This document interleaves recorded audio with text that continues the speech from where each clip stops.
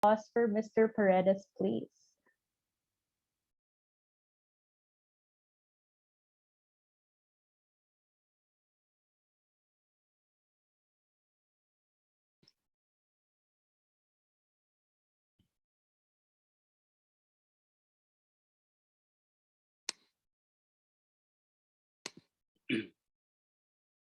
Um, Good morning, mayong buntag sa tanan. Um, I've been doing research on early Cebuano cinema since I did my thesis. I I took my master's in cinema studies program in the University of San Carlos Department of Fine Arts. So this paper that I'm doing now is actually part of that work. No, so I actually look into accounts on cinema in Cebu in Nueva Fuerza, which is the Spanish and the Cebuano newspaper that started publishing in 1915. No? So I focused on the 1910s, no, because um, those are the early years, no, of the newspaper. No? So today I'm going to present to you my paper, which is entitled "The Cine Anuncio in Cebu in the 1910s: A Design History." So I'm looking at this not just from a film studies perspective, but also from the point of view of design, because I also teach as a fine arts teacher. I also teach um, um, design and advertising, no, in USC. So let me read my paper. Cinema came to Cebu at the turn of the century. Wait, let me just share the screen first.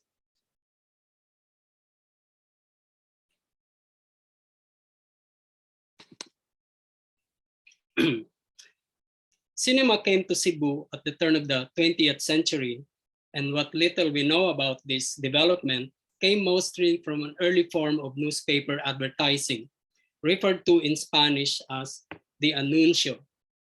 It was in fact an anuncio in the Manila newspaper El Comercio in November 5, 1897, that announced the coming to Cebu of a certain Senor Carochi, who was bringing with him a cinematographer, which must have been the same device invented by the Lumiere brothers in France in 1895, the cinematograph.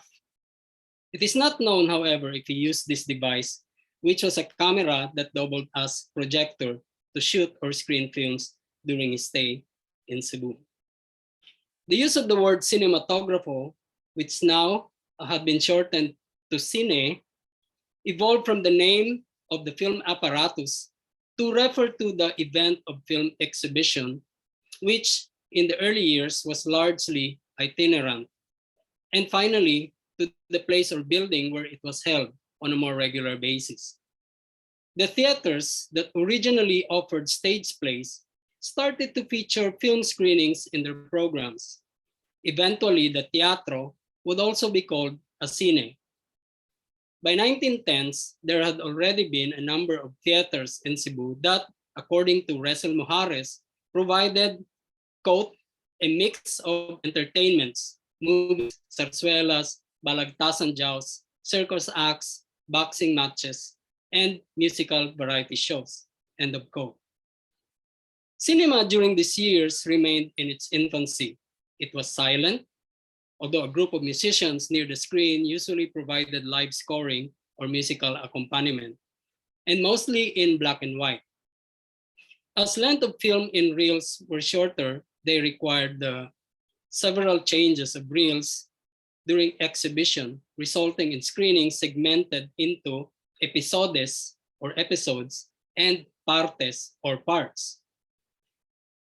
In a Cine Royos Anuncio, for example, for the film Los Peligros de Paulina, or The Perils of Pauline, it was stated that the serial would consist of 20 episodes, each having 3 parts.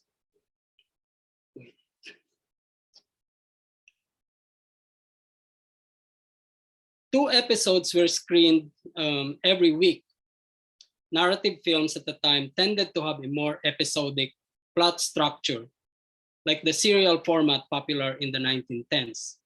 Films screened were also relatively shorter, and this allowed screening programs to include other films aside from the main feature, like short films and revistas,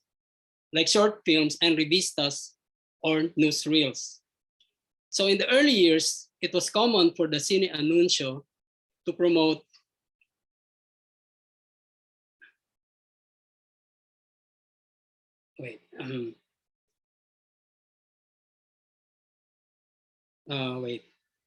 to promote not just one film, but a list of films. It was through the anuncios in the newspaper in Cebu that the early movie houses promoted their screenings. The information provided by the anuncios of the first movie houses in Cebu give us a glimpse of cinema during these early years of the American occupation. These typically include name and location of the movie theater, the film source, the title of films, and screening schedules. The texts were originally written in Spanish, which remained widely spoken among the local elite, who were the target readers of Nueva Fuerza. So this is taken from Nick de Ocampo's Cine, where he broke down the parts of the anuncio, typical anuncio. So you have there the description of the movie theater, the source of the film, and then the name of the theater itself, the location of the theater, the change of program, screening dates, the title of the main program or film, and other films also listed, and the time of screenings. Okay, so here we have examples of the same anuncios that you can find in Cebu. This two came from Cine Empire, for example. Okay, so let me continue. So this paper focuses on the early advertising in the Nueva Fuerza, or Bagong Kusog, the bilingual Spanish and Cebuano newspaper in Cebu, from its first publication in 1915 to 1919. It examines the anuncio as an artifact of local film advertising, revealing of the kind of movies that the Cebuanos watched during the time and the ways that they were marketed and promoted by the theaters to the local audience. This paper also looks at the anuncio from a design perspective. It analyzes the kind of technology used in typesetting and printing, as well as the prevalent practices in advertising production and the stylistic trends that influenced contemporary graphic design. So, the Cebuano screen in the time of war. When Nueva Fuerza first saw print in May 2, 1915, it had already been a year since World War I broke out in Europe. Being under the American colonial government, the Philippines was implicated in the war as the United States ramped up preparations for its involvement in the fighting in Europe, which culminated in the declaration of war on Germany the year after. Anticipating a possible spread of the war in the Pacific, the Americans beefed up its defenses in the Philippines with artillery installations, naval patrols, and a newly organized national militia or reserve force. The Philippines would eventually send troops to fight with the Americans in Europe. The Nueva Fuerza was abuzz with news and stories of the Great War, and the Cine Anuncios built more and more war films and newsreels. War propaganda intensified as America finally joined the Allies in the fight against Germany. In Cebu, this was evident in the articles in Nueva Fuerza that reflect anti-German sentiments, and in the growing number of recent war propaganda films built in the Cine Anuncios. These include feature films about the war, like La Guerra de las Guerras, or The War of Wars in 1914, La Perla del Ejército, or The Pearl of the Army, which was movie in 1916. Nel El Marino, or Neil of the Army, 1916. El Kaiser La Bestia del Berlin, or the Kaiser Beast of Berlin, in 1918. Still a rare anti-war film, Thomas Insay's Civilization, or Civilization, 1916, was also featured in the ads. The anuncios also listed revistas or newsreels about the war. Among them were Escenas de la Guerra Actual, or Actual Scenes of the War, La Captura de Mesinas y la Batalla de Arras, the capture of Mesinas and the Battle of Arras, and La Marina de Guerra de los Estados Unidos número 3, or the US Marines number 3, and El Misterio del Submarino, or The Secret of the Submarines, which was a film in 1915, produced in 1915. The mix of patriotic euphoria and paranoia of the public over America's decision to join the war was paralleled by an ongoing marketing war among the competing cines. An anuncio of Cine Ideal bannered the headline "Guerra" as it announces reduction of ticket prices to draw the audience away from the competition. The rates were as follows: 5 centavos for entrada general, which was formerly 10 centavos, and then 10 centavos for butacas de arriba, which means armchairs on the balcony, and 20 centavos, or formerly 10 centavos for palcos de costado, or side boxes. The anuncio also informs readers that ice cream, or sorbetes, was sold at 10 centavos per copa, or glass, while agua fria destilada, or distilled water, was offered gratis para todo el mundo, meaning free for everyone. So, well, let me show you that. Before that, so this is Cine Ideal's inaugural anuncio when it first came out in March 6, 1916. But this ad was the day before. No? So you can find the same parts of the anuncio. The name of the theater, location, and then so where it came from, where the films came from Paris, Milan, Turin, and Chicago. So Sucursal de los Cines Ideal, Sirena y Empire, Manila, meaning to say affiliates, no, or branches. Or it means that Cine Ideal is a branch, no, of Cine Ideal in Manila. And then you have the prices of the, I think, Entrada General for 10 and Preferencia, no, for 20 centavos. So here we see another Cine Ideal ad, and here you see the listing of films. Other Cine Ideal ads. Okay, so this is the ad that no, not this one. So this one, Guerra. So this is what I was talking about. No? So while the war was going on, in Europe, the local theaters are also engaged in their own marketing wars. No? Okay, so let me continue. So this was because the Greek businessman named M.B. Mavromatis, who now owned and managed Cine Ideal, was also the owner of the Cebu Ice Plant. So that's why he could offer sorbetes, no, and even free ice cold water, no, in his Cine Ideal during that time. At this time, Cine Oriente, Cine Empire, and Cine Ideal, movie houses located in Colon Street, were all advertising in Nueva Fuerza. Cine Empire's anuncios in 1915 tagged the theater as Coliseo mas fresco, comodo, e elegante de Cebu. So earlier we saw the slide, no, of with two advertisements from Cine Empire. By the way, let me go back to that.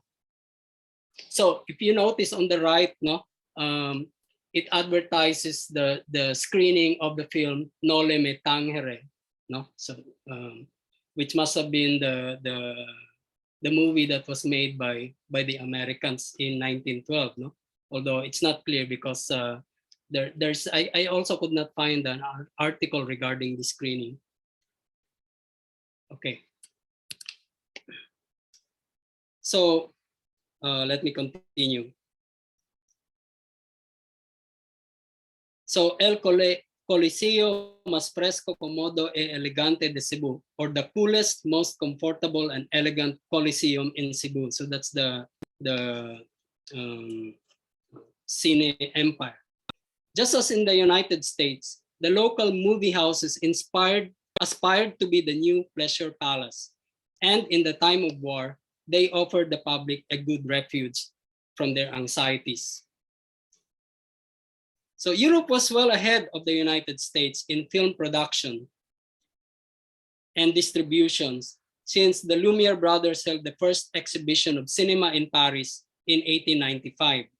But World War I crippled the European film industries, particularly the French companies Pathé and Gaumont, which had dominated the global film market before the start of the hostilities. The American movie industry was quick to take advantage of the situation by boosting its production of movies, taking over the international network of film distribution, marketing, and exchange, particularly with countries outside Europe. This could be seen in the diminishing number of European films advertised in the theaters in Cebu and the significant rise in the number of American movies featured in the anuncios in the period 1915 to 1919. This study finds about 20 film titles featured in the anuncios in 1915, and they reflect a balance between European and American movies. But the year after, the list of new film titles in the anuncios had dropped to nearly half, and all of them came from the United States. The decline in European film production in the wake of the war was evident in the cine anuncios. But starting in 1917, the number of new films advertised in Nueva Fuerza would increase dramatically, and most of them came from America. This suggests a steady flow of imported films into the Philippines, sourced mainly from American film companies. It indicates that the American-dominated global film exchange had normalized and prospered in spite of the war.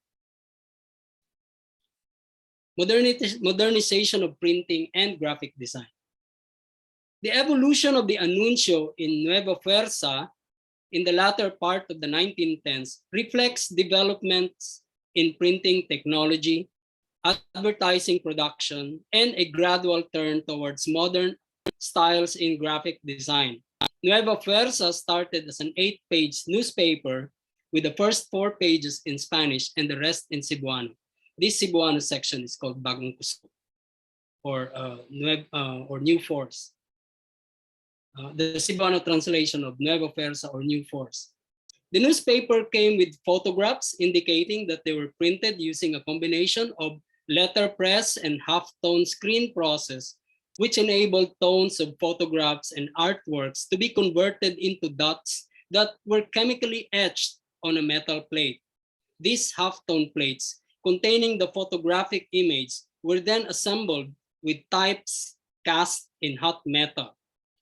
Types meaning small strips of metal with top part bearing the letters carved in relief and printed in a letterpress machine. So let me show you a photo of Nueva Fuerza. So this is the front page of Nueva Fuerza, and here you can find a photo of the owner himself in his studio, which is quite a clear photo. No? So this is quite advanced in terms of printing, no, during that time. Okay, let me continue reading my article. The Nueva Fuerza was a broadsheet format newspaper that was published at first twice weekly and then later thrice weekly by the Cebu Press. It was owned by Vicente Rama. So here you see Vicente Rama in the photo. The newspaper's publisher who also owned the Cebu Press. The frequency by which the newspaper was printed and the vast number of subscribers that included those in the municipalities and nearby provinces like Bohol and Surigao could only be achieved with the use of a linotype, a typesetting machine that enabled the operator to select, compose, cast, and set lines of types. That's why it's called linotype, lines of types, one at a time. The anuncios in Nueva Fuerza for its competitor, Falex Printing House, highlight its Máquina de Linotopía, indicating that the technology which made typesetting much faster existed in Cebu at the time. So this is the ad that I'm talking about, Falex Printing House. So cuenta con máquina de linotipia. So, and then this is an anuncio for the Cebu Press, which printed the Nueva Fuerza, and is also owned by the publisher Vicente Rama. So in the second half of the 1910s, it would still be years away before advertising agencies or graphic design studios would exist in the Philippines. And it was the the advertiser's practice then of asking the editorial staff of the periodicals to prepare both the copy and the artwork. By the way, this is a quote from Visitación de la Torre in the book Advertising in the Philippines. No? So I have my citations in the article, by the way, but I'm not going to mention all of them here. Due to the limitations of the letterpress, typesetters tended to select fonts and arrange them to fit specific requirements of column space rather than concern for aesthetics or readability. Okay. Typographic composition in newspaper and advertising design was also constrained by the use of precast lines of metal types. Such lines of text had to be arranged in justified or centered setting along columns. This modular assembly of types and blocks of illustrations along strips of lead serving as guidelines or leading. No? That's why now we use the term leading to refer to the space between lines of text. No? So that actually refers to the actual strip of lead, no? Where these types are lined up, no? Or arranged in rows. Okay, so became the overall relief plate used to print a page. In the hands of printers who were not formally trained as designers, these technical limitations often resulted in a typographic design that had a disorderly look reminiscent of the 19th century Victorian graphic design style. Another characteristic of the lingering Victorian style in the Anuncio was typographic overkill. Quote, no? Typographic overkill, unquote. Or the common practice, quote, common practice to use numerous different types, different faces, sizes, weights, and widths of type all mixed together in a symmetrical or centered layout, end of quote. While other anuncios during the period feature illustrations and fonts that reflect a variety of styles, including Art Nouveau, an early modern style characterized by the use of free-flowing linear patterns inspired by plants and decorative arts of ancient times, the movie house anuncios generally tended to be plain and purely typographic, meaning to say no illustrations. Symmetrical designs. There were few exceptions, such as those ads that used publicity photos normally provided by film distributors for display in the theaters, along with posters and for use in the newspaper and magazines. So here we see, for example, an anuncio for a movie using a publicity photo. And if you notice, strangely, there's no mention of the theater, and the name of the actor is actually bigger than, slightly bigger than and placed on top, no, of the title of the movie itself. And everything is actually hand lettered, hand drawn, no. So this is a poor, this is a pure half tone plate or print, no. So there's no hint of letterpress in this layout. Okay, so this is in high school journalism, we are already told not to do this kind of layout, which we call tombstoning, no, because they look like tombstones. But apparently, that's a common practice, no, during the time. So look at how the advertisements, no, the anuncios were actually arranged, no, in what look like tombstones, no.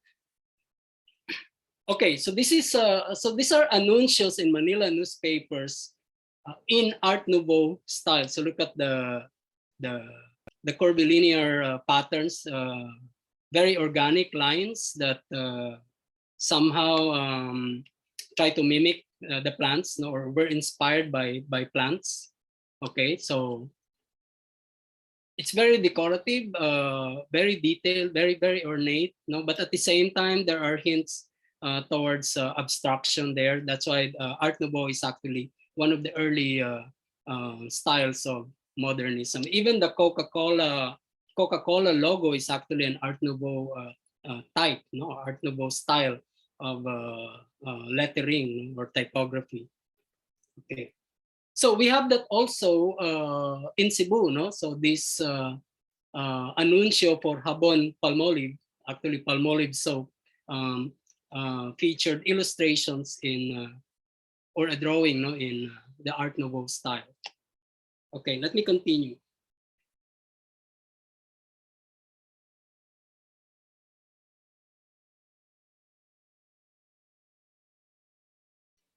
So the American movie Graft was advertised in Nueva Fuerza by Cine Ideal.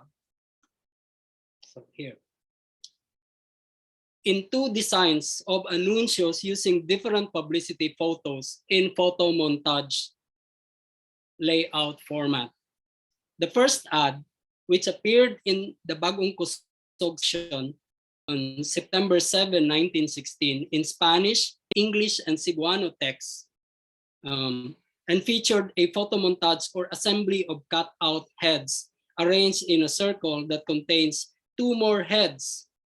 The title and description of the film in letter styles that were rendered by hand. Here we see a combination of hand-executed lettering in halftone and text printed by letterpress. The style is whimsical and reflects playfulness akin to Dadaist photomontage that occurred in Europe around the time. Each one in a frame featuring curvilinear abstract borders, characteristic of the Art Nouveau style, no?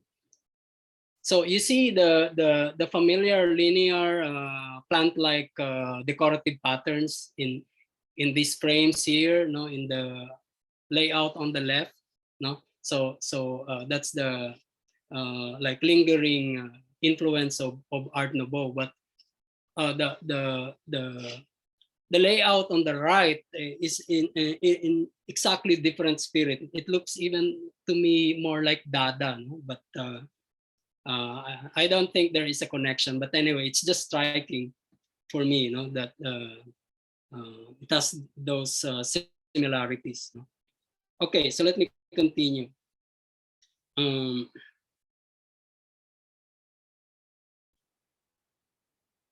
Cine Ideal's anuncio for the film 20,000 Leagues Under the Sea Okay, so that's the anunsyo. 20,000 Leagues Under the Sea, which came out in May 3, 1917, also used a big and relatively sharp publicity photo as main illustration amid text elements that were organized with some attempt at type hierarchy or sizing text according to importance, and austere font selection, a mix of sans serif and serif fonts typical of modern advertising design. In October 25 of the same year, an ad for the movie The Inside Man, so I think I showed you that in a previous slide, came out fully in English text and in hand executed lettering with the name of the popular American style, quote, popular American star, unquote, Edwin Stevens, placed above and is slightly bigger than the title of the movie itself. The ad also featured a small publicity action photo. The mention of the main actor or the movie, quote, star, unquote, points to the growing impact of the American star system on the local audience. In fact, in an anunsyo by Cine Ideal for a movie with the famous actor Eddie Polo, his name was prominently written, but no mention of the title of the movie itself. The use of illustration for movie anunsyo is even rarer, but an ad for Cine Ideal's screening of The Red Glove, here, which came out in Nueva Fuerza in December 9, 1919, shows illustration where the figures were rendered in simple silhouette style and the film title rendered in bold hand-lettered sans serif.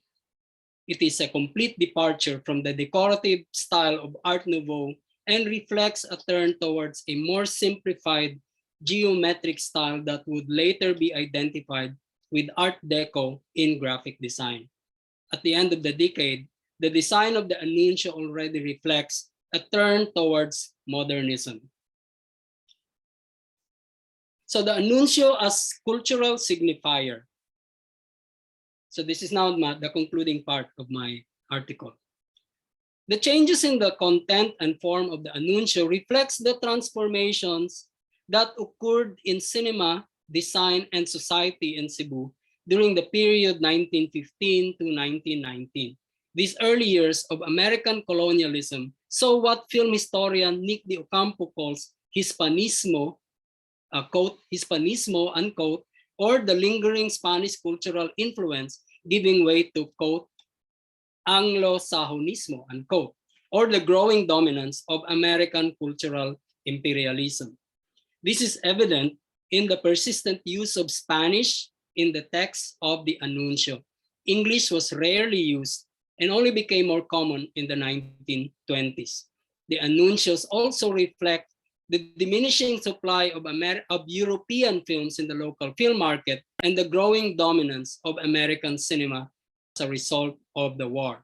The evolution of the design of the anunsyo shows how the local printing industry and newspapers invested in capabilities that enabled them to incorporate photography necessary in movie advertising. The new printing and typesetting machines resulted in more creative flexibility, making it possible for local graphic designers to explore modern styles in illustration and typography. The anunsyos reflect a growing awareness of the importance of simplicity and readability in design. These were characteristics of modern graphic design and they indicate the gradual standardization and specialization of advertising design and production in order to meet the demands of foreign film distributors. The anunsyos record the increasing diversity of cinema shown on the local screens. Cebuanos were exposed to a variety of film genres from comedies, adventure and crime serials, also called pelicula policíaca, or crime films, in Spanish, often featuring serial queens, vampire films, historical dramas, religious films, the propaganda war fiction films, documentaries, and newsreels. The mix of European or French, Italian, Norwegian, etc., and American films advertised in the newspapers show our exposure to global culture by way of the silver screen. And yet, as the colonized native aspired for the spectacle on screen of the good life and modernity associated with the West, it only made it easy for them to accept their new masters. The movie soon replaced the zarzuela, the opera, the moro-moro, and other forms of stage entertainment associated with Hispanismo. By the way, here we have a photo of front page of Nueva Versa with an article about the debate between Latinismo and Sahonismo. So up to this time, the local elites were debating the merits of Hispanismo and or Hispanismo versus Anglo-Sahonismo. Exactly like what Nick de Ocampo said in his book. So the Anuncios saw the transformation of the teatro into a full-fledged movie palace, now made more luxurious with ventiladors, okay, and offering refreshments at the lobby. The proliferation of movie houses in the city during these years made watching movies more and more affordable to the ordinary people. Cinema became the new favorite pastime of the Cebuano public. So here we have these two anuncios from Cine Ideal. The first one describing a film with acrobats, and then the second one about a film by Eddie Polo. Again, no mention of the specific title, but if you look at the below the name Cine Ideal, no, it claims that they already have like 12 electric fans, no. So they have ventiladors and an orchestra, meaning to say they have an orchestra, no, performing musical scoring. Okay. So so let me end with a quote by Nick de Ocampo. The Anuncios provide the material evidence for how cinema was first introduced to the natives, says Nick de Ocampo. Quote, they were a dependable source of information about cinema's early years. Their steady appearance in the newspapers tell the story of cinema's nascent beginnings and travails. They help us construct a profile of the early moviegoers. As Anuncios progressed in years to come, they provide us a visual narrative of how cinema practices changed with the times. Like fossils of a bygone era, Anuncios provide opportunities for us to know cinema's obscured past. So that ends my article. Let me just, yeah, okay. Wait. Okay, I think I'm now open for reactions or questions from our. Thank you, Mr. Radel, for that very enlightening lecture. It was so interesting to see how movie trailers have evolved. Like now it's so graphic. So it's so interesting to see how it was before. So thank you so much for that. I really enjoyed that, and I'm sure our viewers did as well. And as audience, as you know, we've asked our speaker to answer some of the questions that you guys have typed, either in this chat box or elsewhere. So there are a good number of them I can see, and we'll try to accommodate as many as we can given the time that we have. So I'm going to ask the first question. This is for you, Mr. Radel. Okay, just a short one for now. Can you describe your research process and the archives that you visit for this study? I actually just focus on the first of all, I just focus on Nueva Versa. No, but in this paper, I just focus on the Anuncios, no, just the Anuncios, no. of course, I have to also provide some context, but it's really just the annunciation. So it's more of a like a periodical review, but focusing on the anuncio, no, as the subject matter for this research. Yeah. So I went to Cebuano Studies Center uh, to scan, no, these old newspapers, Nueva Persa, took photos, no, and yeah, make notes and write about them. Yeah. Okay, thank you, sir. We have a long one coming up here. One of the primary issues faced by students of Cebuano Cinema is the fact that most of our local films have been lost. Yeah. How can those who undertake the writing of film history have anything to say about the films if they cannot see the films? It seems to me that almost all work regarding technical narrative or anything specifically related to particular films will be difficult to study. I appreciate your line of analysis through the study of the Anuncio because it takes a different approach of analyzing film history. What other possible angles or methodological approaches can students of Cebuano Cinema take? Actually, there's a lot that a lot of possibilities. No, of course, I'm also I'm interested in advertising, interested in the design because that's also my field. No, I'm not only like I'm not only teaching cinema, but I've been teaching art, no, and design as well. So uh, I'm looking into it. No, but there's a lot that you can go into. No, in fact, I'll be doing research focusing on two people. No, so it's more like a biographical research. No, about two people that prominently featured in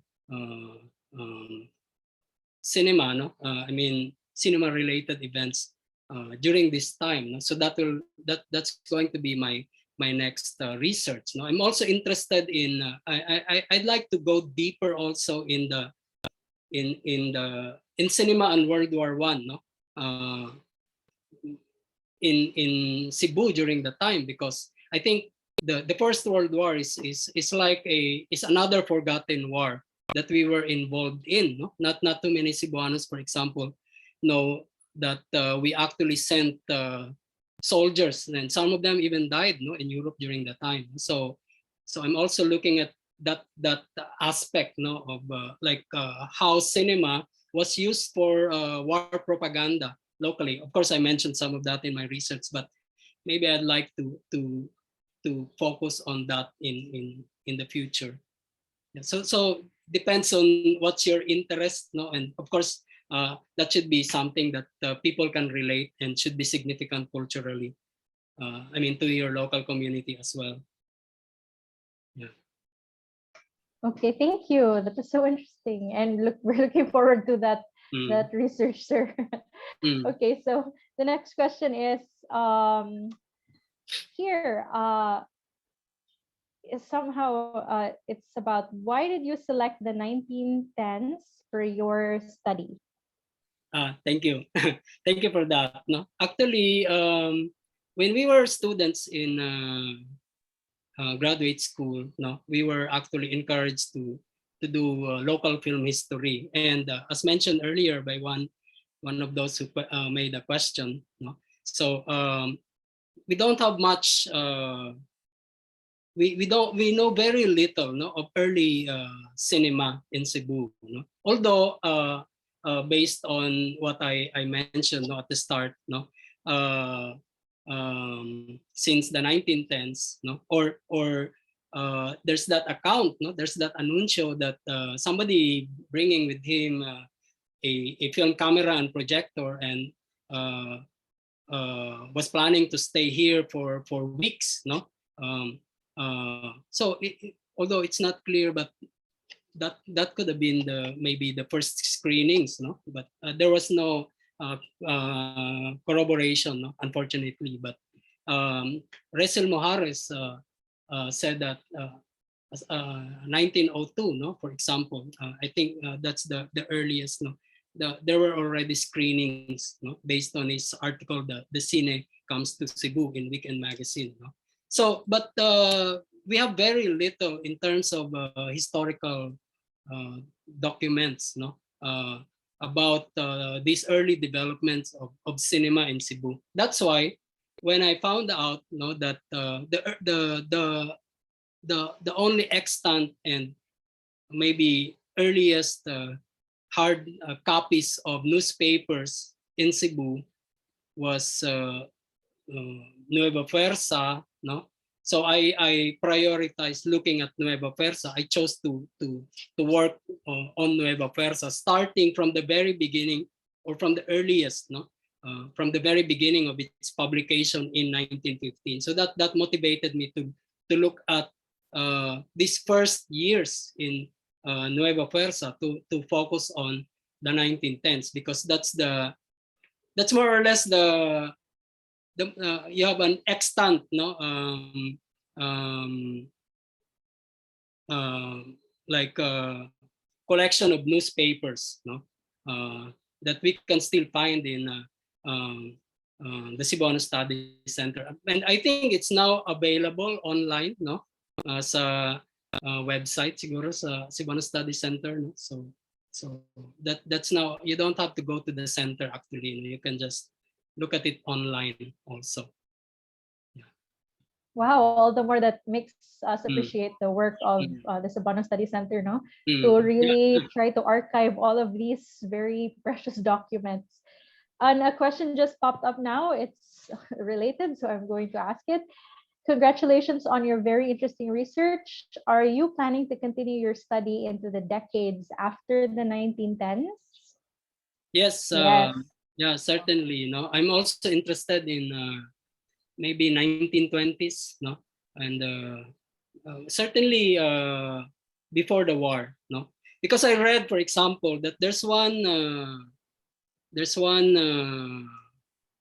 So he's like a patron of cinema, no, and he had a house somewhere in Lahug, no, with a collection of some of the earliest films that the Cebuanos have made. So he actually had a maybe like a small archive of films made by local filmmakers. But unfortunately, his house was bombed during World War II. No? So we lost that entire collection. No? So you just wonder what kind of films, no, Cebuanos must have produced, no, before the war, no. So that's why it's very interesting. And unfortunately, ang tragic ano is that, yeah, we lost a lot of it, no. In fact, we lost a lot of movies, no, before the 1960s. Yeah. Okay. Oh, that's so sad, no, to hear things like that. Okay, so here we have a question. It's more related now to the marketing side. How did Visayan films and their marketing exhibit an ethos or trend different from those manifested in national cinema centered on Manila? Come again? How did it differ in terms of marketing? How did their marketing exhibit a different trend from those like a national cinema centered on Manila? I can't compare so much, no, because I have not also done so much research on like cinema. Of course, I read like Nick de Ocampo and other historians, but there are same practices, no. For example, we were part of a network of exchange and distribution, no. So cinemas were circulated basically in the same way as you have seen. Cine Ideal was a branch, no, of the Cine Ideal Theater that also existed in Manila. No, we have Cine Empire. No, by the way, this is also interesting for me. No, I'm not sure actually whether Cine Empire and Cine Ideal was were two different theaters, or if the Cine Ideal was created, no, like after or maybe owned, no, by the same owners, and they just changed, no, the name of the theater to Cine Ideal, no. So it's not clear, because after 1916, after the inauguration of Cine Ideal, no, we don't see advertisements from Cine Empire anymore, no. And also in that anunsio that I showed you, no, it said there that the Cine Ideal was a Circo Star, no, or a branch or affiliate of those theaters mentioned in Manila, no. So, and it mentioned also Cine Empire. So how could it be that same ad, no, for Cine Ideal also mentions being a branch of Empire at the same time, no? So and then in that same anunsio, it states there that Calle Colon ante Ideal, meaning to say ante Empire, no, meaning to say before Empire, no. So I don't know what that means. Is it before Empire, referring to the location, no, or does that mean that this is the same theater formerly called Empire, no? So there's a lot to really check, no, and confirm. So we need more research to do it. I mean to confirm, no? Okay. Yeah, and there's even a question here, sir. Mm. Where daw was Cine Ideal located and what happened to it? You mentioned Calle Colon. Is that Yeah. Actually, most of the theaters were found in Colon. That's why it was also called Calle del Teatro, because or yeah, streets for where you find the theaters, no, because that's where most of the theaters existed. Although in my research, I only focused on I only know those that advertised in Cine Ideal, no. So we don't know if there were other theaters that did not advertise, that just did not advertise, no. There must have been other theaters, no. Like for example, Mabro Matis, who later owned the Ideal, no, used to own the Cebu Cabaret or Cabaret, no. So it's a cabaret that aside from presenting vaudeville and music concerts, also featured films, no. So eventually, maybe he decided to open a cinema, no. So abandoning his cabaret, no? Because cabarets are also quite controversial, no. There was a campaign by the church against the the the cabarets, no, for more morally reasons, no. Yeah. Okay, thank you, sir. Yeah. So interesting. So here's Yeah. one. What does the evolution design of the anunsio say about the viewers of films? Design regarding the viewers of film.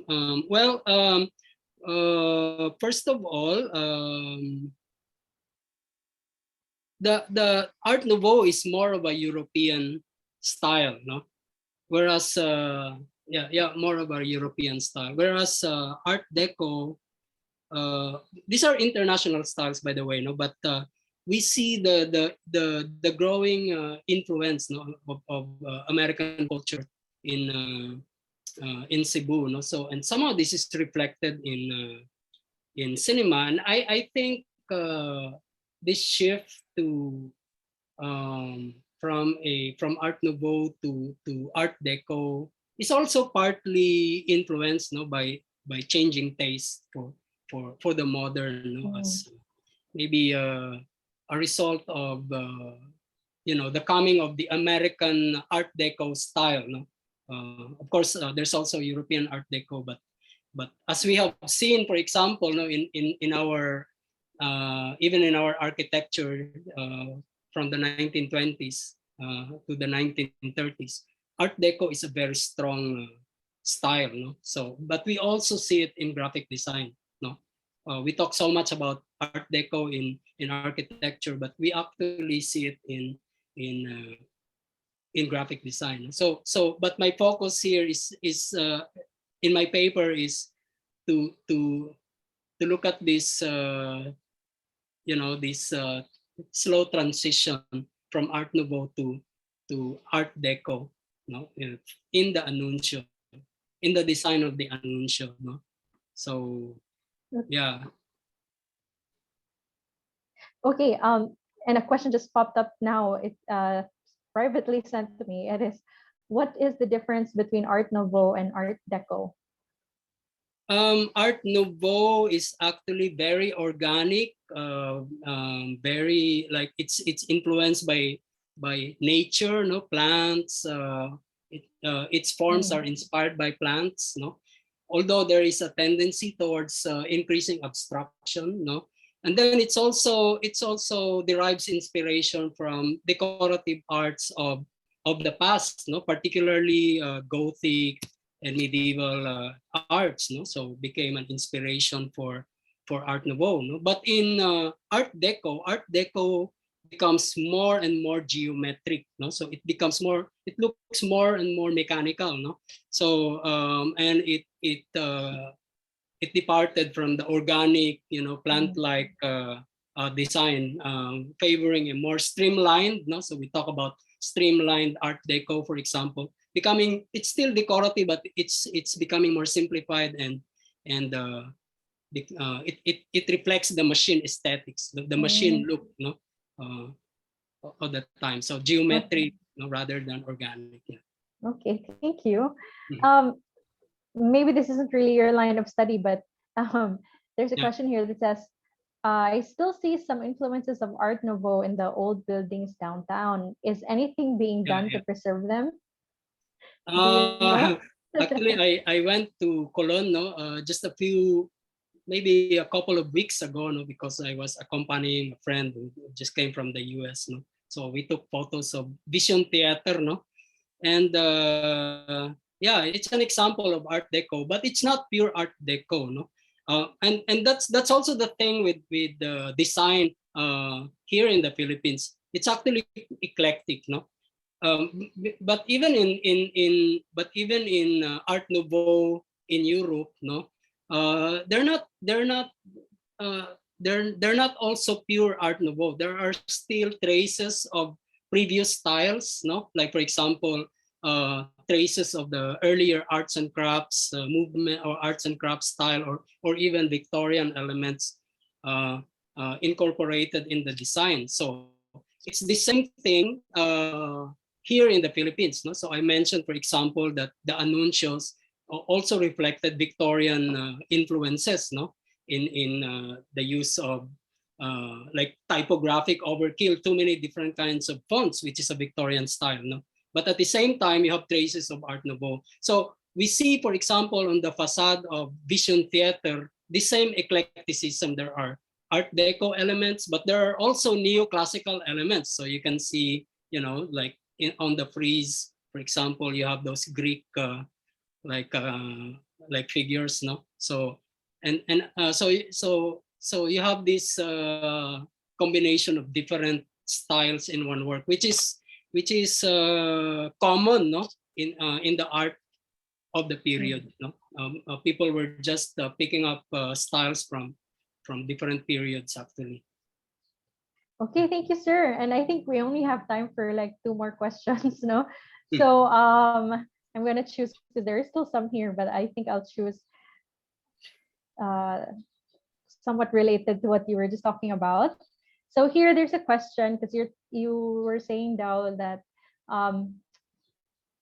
we can see mga European influences, diba, and Art Deco influences. And then there's a question, is there something that's also distinctly Filipino about these designs, like when like here? Or if not, like at what period did Filipino designs emerge?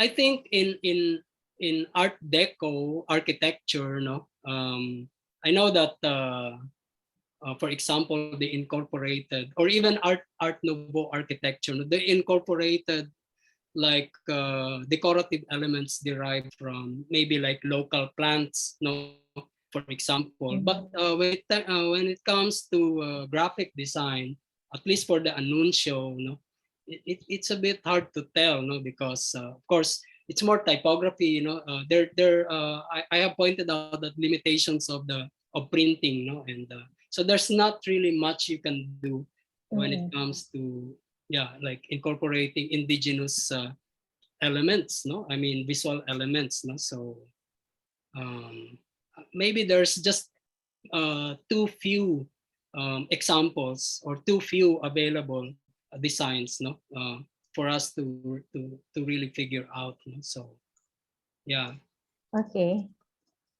Okay. Thank you, sir. Sige. So, um, again, this is probably not really in your line of study, but it's an interesting question. It's where did we get the movies that were shown in these cinemas? I mean, during the time, Yeah. actually, that is very interesting. It shows that we were actually very cosmopolitan, no. So we were watching, Oh. especially at the start, no, we were watching a lot of European films. We were watching a lot of French comedies, no, a lot of these were all silent films, by the Mm. way, no. So we were watching a lot of French films, Italian films, films from Nordisk, which is a Norwegian company. So we were watching maybe Scandinavian or Norwegian cinema, no. So we were exposed to a lot of European films, and at the same time a lot of American films, no. The company Pathé was sending films to us from Chicago. So Pathé had a branch in, or it's originally a French company, but um, it also had a branch in Chicago. No? So we were getting French films coming from the American branch, no, of Pathé. No? So at first we got most of our films came from this from Pathé, but later on it came from uh, from American companies, no, like Universal. And, so these were uh, the early American companies, no, before they became, the Hollywood network. Yeah. Yes, So yeah, grabe ka ng mga moviegoers, yun ng mga Filipino. No. yeah, yeah. So we have very Eurocentric. I mean, kind of cinema, no, at first before it became Americanized, no, before Hollywood crept in, no, to take over. Yeah. So meaning most of the anuncios, sir, at this time were more of European, no? Actually, in the period 1915, it's already like 1915, medyo balance pa, but from then on, you could see that it's already like the American cinema becomes more and more Mm. dominant. No? But maybe prior to the 1910s or prior to 1915, we probably we had more European films, no? So Mm. than American films, because American film industry at that time was not as strong as the European film. In fact, that's why I said that prior to the First World War, it was actually the French that dominated the film market, Wow. Okay. Now international this film is my own market. questions you're listening to right now. I'm Yeah. thinking, so how did they understand? No, no, what are subtitles, or was it like silent movies and they just Um, yeah, these were silent films. Of course, there were subtitles, no. Um, I'm not sure if they provided like Spanish subtitles, no, because but yeah, to the French films, for example, no. But I think it did not matter so much to most people, because they I think just that's like the to see? power of silent cinema, no, that Yeah. it's more, probably it had a more universal appeal, no? Yes. Okay. So we have one last question. And by the way, to the viewers, the evaluation form is already up in the chat box, no? So maybe you want to be answering this while you're listening to this last question. Um, when did regional films start? Regional film. Yeah, Um, or maybe when did they start being also like shown in these mga anuncios, or just when did they start? Actually, maybe the earliest account, no, for local film production in Cebu, no, was sometime in the 1930s already. No? Mm. So there was the Bertoldo Balodoy, no?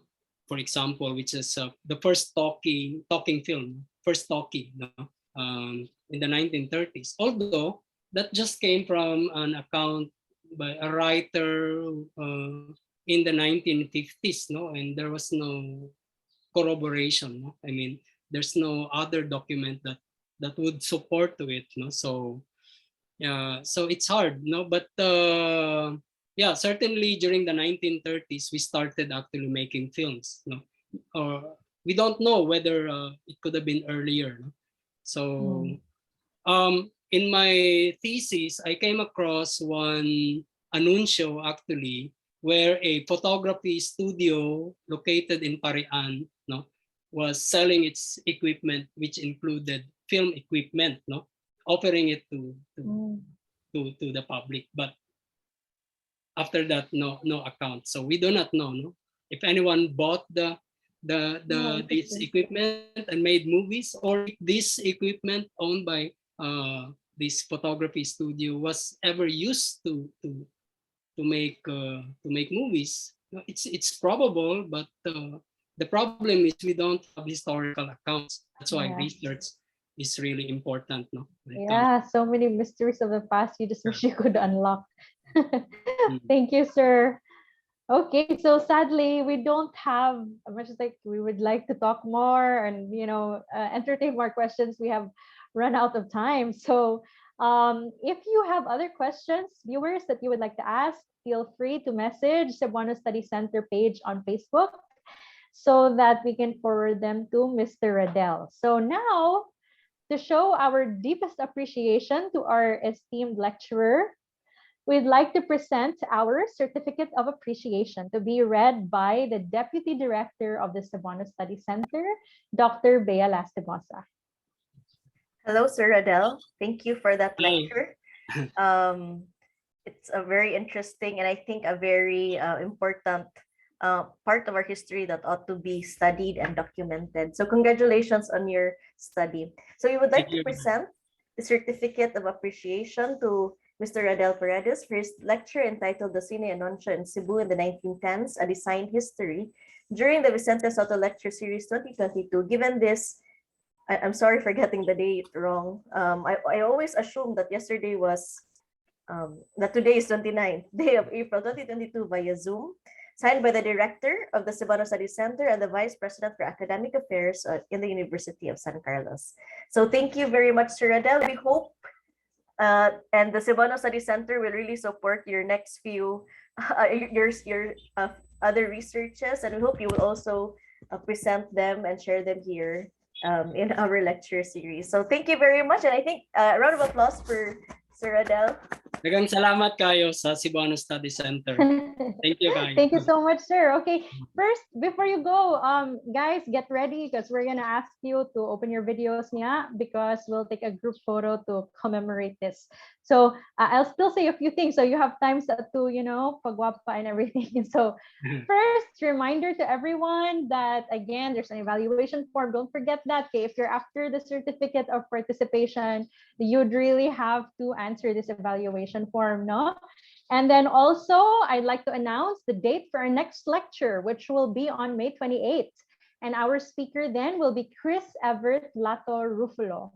So please follow the Cebuano Study Center Facebook page for news and updates.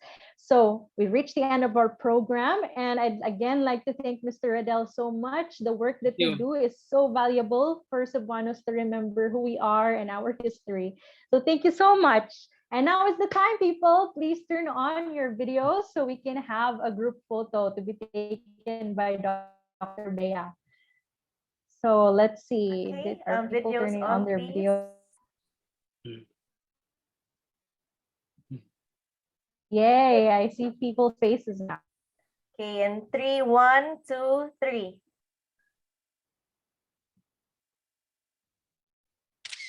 Okay, thank you so much, everyone. Thank you kayo. Salamat yun kayo. Okay, thank you so much for attending this one, and we hope to see you in the succeeding lectures. Goodbye and Adele, daghang salamat. I will send you the Thank you. corrected certificate. Thank you. Sige, salamat kayo. Thank you. Bye-bye.